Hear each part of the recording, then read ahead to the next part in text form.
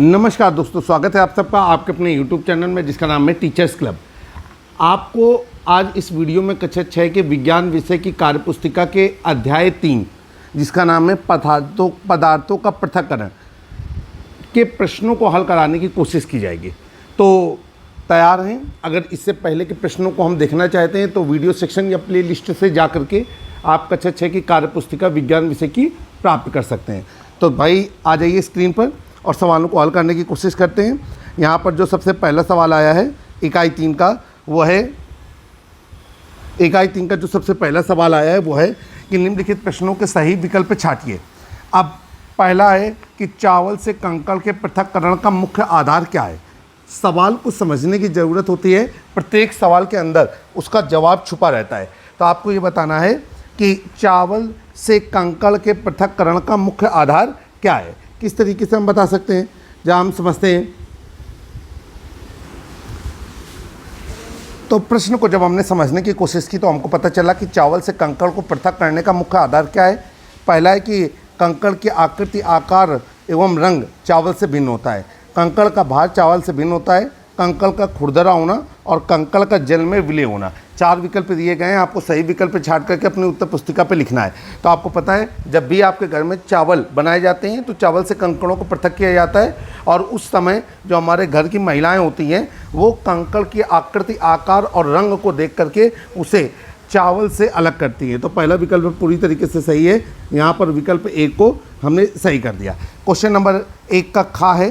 Question number 1 के खा में कहा जा रहा है कि तलछटीकरण अथवा निथारने की क्रिया द्वारा ठोस तथा द्रव के उन्हीं कणों के घटकों को पृथक करते हैं। नंबर 1 जो जल में घुलनशील हों। नंबर 2 जल में अघुलनशील तथा तली में बैठ जाते हैं। नंबर 3 जल की सतह पर तैरते हैं। और नंबर 4 जल से कम भारी होते हैं। तो आप सभी लोगों को मालूम होना चाहिए कि तलछटीकरण की प्रक्रिया में क्या होता है कि कोई मिश्रण हमारे सामने है जिसपे जो द्रव वाली स्थितियां हैं, मतलब एक द्रव होए और दूसरा ठोस है। अब उनका मिश्रण हमें दे दिया गया और उन्हें अलग अलग करना है। तो हमें क्या करना होता है, तलछटीकरण या निथारने की प्रक्रिया करनी होती है। और इसमें होता है कि जो अघुलनशील पदार्थ होते हैं वो जल की तली में या जो भी द्रव होता है उसकी तली में बैठ जाते हैं। तो यहाँ पर जो विकल्प नंबर खा है वो पूरी तरीके से सही है कि तलछटीकरण की प्रक्रिया में अघुलनशील पदार्थ तली में बैठ जाते हैं। गा नंबर में आ जाएंगे। गा नंबर में कहा जा रहा है कि दूध या दही मथने पर मक्खन के कण पृथक हो करके ऊपर आ जाते हैं, इसका कारण क्या है। तो आपने देखा होगा कि जब दूध या दही को मथते हैं तो जो मक्खन के कण होते हैं, वैसे दही से मक्खन के कण तो प्राप्त नहीं होते, दूध से मक्खन के कण प्राप्त होते हैं। तो वो मक्खन के कण हल्के होते हैं। मक्खन के कणों का भारी होना, दूध के कणों का हल्का होना और मक्खन के कणों के रंग में अंतर होना। तो आपको पता है कि दूध का रंग और मक्खन का रंग ये एक ही होता है। इसीलिए इस प्रश्न के लिए पहला विकल्प सही होगा कि मक्खन के कणों के हल्के होने के कारण वो चीज़ ऊपर आ जाती है। आपको पता है कि भारी चीज़ नीचे बैठती है और हल्की चीज़ ऊपर आ जाती है। तो क्वेश्चन नंबर 1 का गा ये पूरी तरीके से सही है। क्वेश्चन नंबर 2 कहा जा रहा है कि रिक्त स्थानों की पूर्ति कीजिए। 2 का नंबर कह रहे हैं खाली जगहें में अंतर के कारण चालना संभव हो पाता है। तो आप जानते हैं कि चालने की प्रक्रिया क्या होती है। आपके पास एक चलना होता है और उस चलने में जो मिश्रण होता है वो पड़ा होता है। इसके बाद उसको हाथ से हिलाते हैं तो ये प्रक्रिया चालना कहलाती है। तो चालने में जो पृथक्करण होता है वो किसके आधार पर होता है, आकार के आधार पर। ठीक है, जिस भी पदार्थ या जिस भी मिश्रण से हमको चालने की प्रक्रिया पूरी करनी होती है उसी के अनुरूप हम छोटे बड़े खानों वाले चालने लेते हैं। और जो भी उनके अंदर अमिश्रणीय पदार्थ बने होते हैं वो आकार में छोटे होने के कारण या आकार में बड़े होने के कारण, यदि वो आकार में छोटे हैं तो चालने से नीचे गिर जाएंगे, आकार में बड़े हैं तो चालने के ऊपर रह जाएंगे। तो यहाँ पर हम सही उत्तर लिखेंगे आकार। तो यहाँ पर हमने लिख दिया आकार। उम्मीद है कि सभी लोगों को समझ में आ रहा होगा। अब दूसरा जो प्रश्न है वो है कि जल से बालू पृथक करने की सुगम विधि, खाली जगह और निथारना है। जैसे कि आपके पास जल है और उस जल में बालू, ठीक है, मिल गया है और उस जल और बालू को पृथक करना है। तो पहली प्रक्रिया तो निथारना है।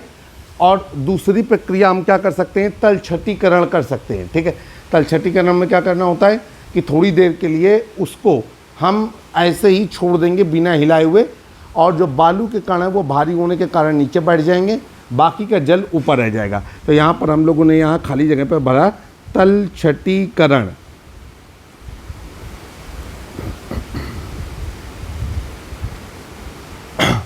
आइए आगे चलते हैं। क्वेश्चन नंबर 2 का गा, 2 के गा में कहा जा रहा है कि जलवाष्प का द्रव में बदलना। ठीक है, जलवाष्प का द्रव में बदलना खाली जगह कहलाता है। तो आपको मालूम है कि जो जलवाष्प है जब वो द्रव में बदलता है तो ये प्रक्रिया कहलाती है संघनन। जलवाष्प जब ठंडे वातावरण के संपर्क में आता है तो वो पुनः पानी की बूंदों में बदल जाता है। तो यहाँ पर हम रिक्त स्थान में भरेंगे संघनन। आइए आगे चलते हैं।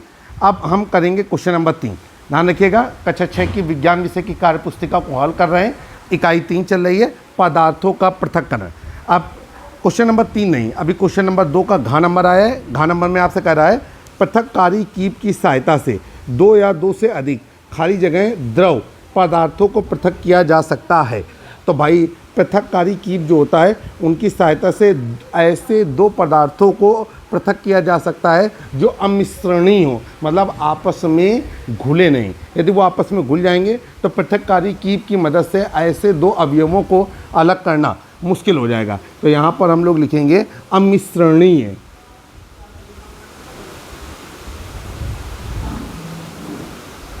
अमिश्रणीय। आगे चलेंगे, 2 का अंग नंबर है। 2 के अंग नंबर में कह रहा है कि शुद्ध पदार्थों का संगठन खाली जगह होता है। तो भाई आपको मालूम होना चाहिए कि जितने भी शुद्ध पदार्थ होते हैं उनका जो संगठन होता है या उसके निर्माण में भाग लेने वाले अवयवी कण होते हैं वो निश्चित होते हैं। तो यहाँ पर हमने लिख दिया निश्चित।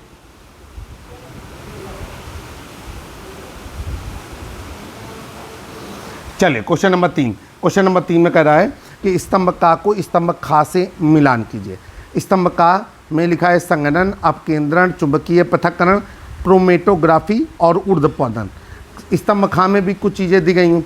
तो भाई देखिए, स्तंभ का स्तंभ खा से मिलान करना है। तो भाई संघनन क्या होता है? संघनन होता है कि जलवाष्प का ठंडा होकर के पानी में बदलना। अब देखिए, हम स्तंभ का से स्तंभ खा को मिलाते हैं। तो अभी हमने आपको बताया कि संघनन का मतलब होता है जलवाष्प का ठंडा होकर के जल में बदलना। तो आइए हम इसको मिला देते हैं। तो का नंबर जो है वो तीसरे नंबर से मिलेगा, तो का को तीसरे नंबर से मिला दिया। इसके बाद अब अपकेंद्रण क्या होता है? तो भाई दही को मथकर मक्खन को निकालना, ये अपकेंद्रण कहलाता है। तो इससे हम चौथे नंबर से मिलाएंगे। आइए पटरी से मिलाइएगा ताकि अच्छा रहे। चौथे नंबर से मिलाया। चुंबकीय पृथक्करण क्या होता है? तो लकड़ी के बुरादे से लोहे की कील को पृथक करना। चूँकि लोहे की कील चुंबकीय गुण रखती है, इसीलिए चुंबकीय पृथक्करण विधि से हम लकड़ी के बुरादे से लोहे की कील को पृथक कर सकते हैं। तो ये पहले नंबर से मिल गया। अब हम आगे चलेंगे, क्रोमेटोग्राफी क्या होती है? तो भाई क्रोमेटोग्राफी का मतलब होता है कि किसी मिश्रण के अवयवों को अलग करने की जो तकनीक होती है ये क्रोमेटोग्राफी कहलाती है। ठीक है, और ये अक्सर रंगों के विभेद के लिए इस्तेमाल की जाती है। फिर ऊर्ध्वपातन क्या होता है? तो कपूर का जलकर गैस में बदलना, ये हमारा ऊर्ध्वपातन कहलाता है। तो हम इसको जो है दूसरे नंबर से मिला देंगे। तो उम्मीद है कि स्तंभ का को स्तंभ खा से किस तरीके से मिलाया गया है वो आपको बेहतर तरीके से समझ में आ गया होगा। अब देखिए भाई, क्वेश्चन नंबर 4 आपके सामने है स्क्रीन पे। कहा जा रहा है निम्नलिखित प्रश्नों के उत्तर दीजिए। सबसे पहले कह रहा है कि बालू और पानी के मिश्रण से बालू को पृथक करने की विधि क्या है? तो भाई आपको पता है कि बालू और पानी के मिश्रण से अगर बालू को अलग करना है तो 2 तरीके हम इस्तेमाल कर सकते हैं।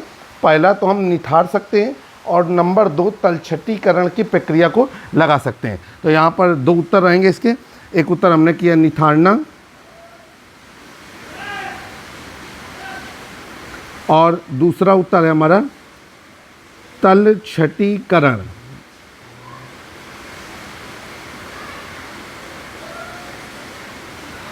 आइए आगे चलते हैं।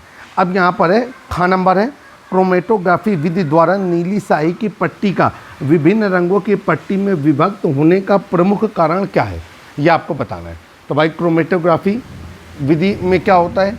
तो इसमें क्या होता है कि जो स्याही में उपस्थित विभिन्न रंगों के जो बड़े कण होते हैं वो चाक में छिद्रों के माध्यम से छोटे कणों की तुलना में अधिक तेजी से क्या होते हैं,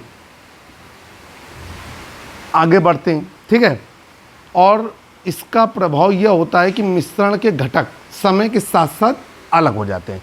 यही उत्तर यहाँ पर लिखना होगा। तो हम लिखते हैं कि स्याही में उपस्थित विभिन्न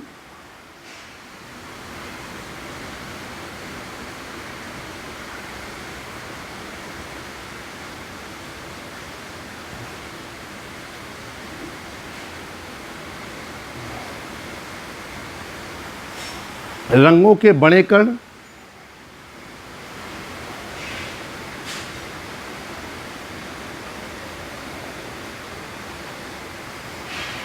चाक में छिद्रों के माध्यम से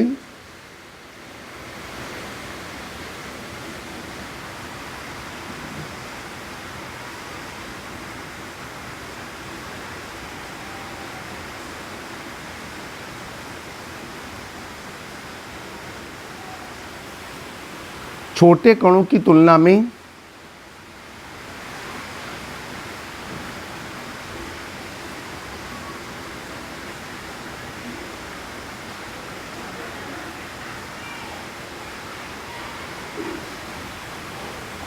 अधिक धीरे धीरे आगे बढ़ते हैं।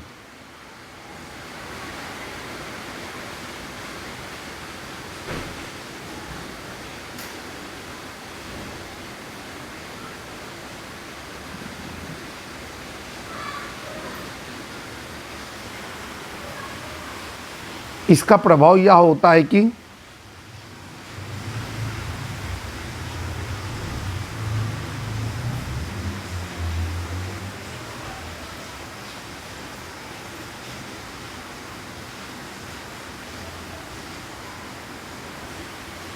मिश्रण के घटक समय के साथ साथ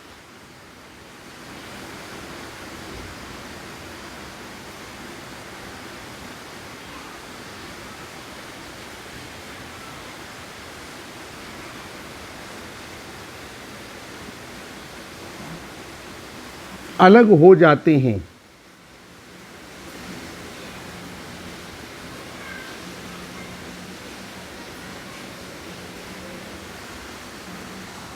अगला प्रश्न है कि बालू एवं जल का मिश्रण विषमांगी मिश्रण क्यों कहलाता है। तो भाई बालू में जब जल को मिलाते हैं तो बालू जल में घुल नहीं पाते, इसीलिए ये विषमांगी मिश्रण कहलाता है। और उसका मुख्य कारण ये है कि मिश्रण में दोनों अवयव मतलब बालू और जल के कणों को अलग अलग देखा जा सकता है। तो यही उत्तर में लिखेंगे। तो लिखेंगे मिश्रण में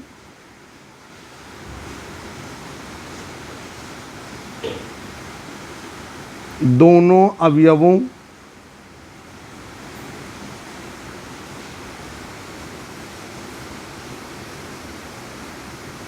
बालू व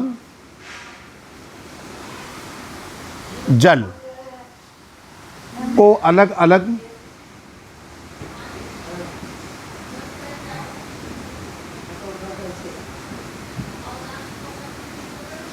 देखा जा सकता है।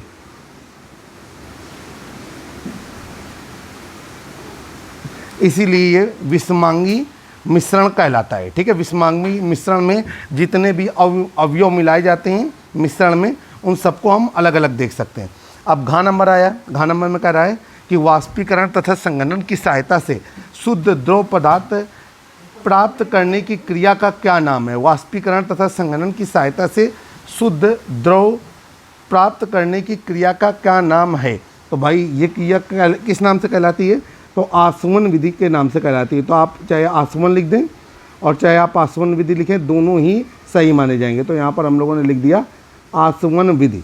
आगे चलेंगे। अंग नंबर कह रहे हैं कि ओसना विधि द्वारा गेहूं से भूसा किस कारण पृथक होता है। तो आपको पता है कि जो भूसा होता है वो गेहूं के अपेक्षा क्या होता है, हल्का होता है, और गेहूं के दाने भूसे के अपेक्षा क्या होते हैं, भारी होते हैं। इसलिए जब ओसने की प्रक्रिया करते हैं तो ये दोनों कण अलग अलग हो जाते हैं। तो लिखेंगे यहाँ पर कि भूसे के कण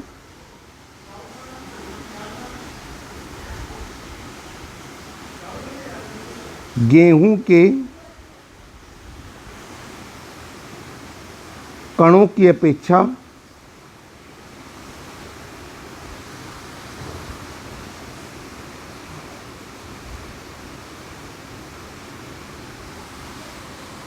हल्के होते हैं।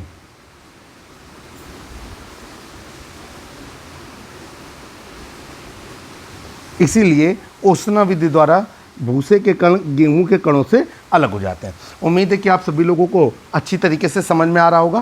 क्वेश्चन नंबर 5 इकाई 3 चल रही है। इकाई का नाम है पदार्थों का पृथक्करण। चलिए भाई, अब हम इसको हल करते हैं।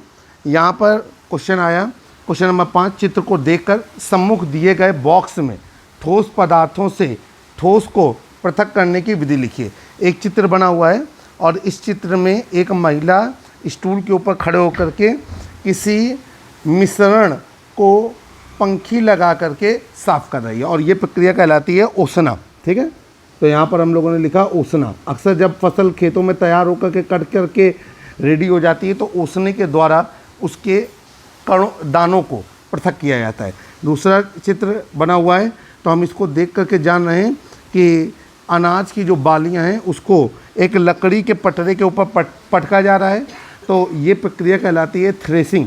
आजकल ये कार्य मशीनों के माध्यम से भी होने लगा है, तो यहाँ पर हम लोग लिखेंगे थ्रेसिंग। इसके बाद तीसरा है, एक बूढ़ी महिला है, हाथ में कोई मिश्रण लिए हुए है और ये क्या कर रही है कि उस मिश्रण को देख रही है। तो चित्र को देख करके हमें अंदाज़ा लग रहा है कि ये महिला बीनने का काम कर रही है। इसके बाद चौथा चित्र है, इसमें क्या है कि एक पुरुष एक चलने में किसी मिश्रण को डाल रहा है और उसको इस तरीके से शुद्ध करने की या उसमें अवयवी पदार्थों को अलग करने की कोशिश कर रहा है, तो ये प्रक्रिया कहलाएगी चालना। तो ये हो गई आपकी चालना। ठीक है, अब इस तरीके से क्वेश्चन नंबर 5 हमारा पूरा हुआ। इकाई 3 में इतने ही प्रश्न थे जो हमने आपको अपने स्तर से समझाने की कोशिश की। उम्मीद है कि कक्षा 6 की जो कार्य पुस्तिका आपके सामने हल की जा रही है उसका सलूशन आपको समझ में आ रहा होगा और आपके बच्चों के लिए भी हितकर रहेगा।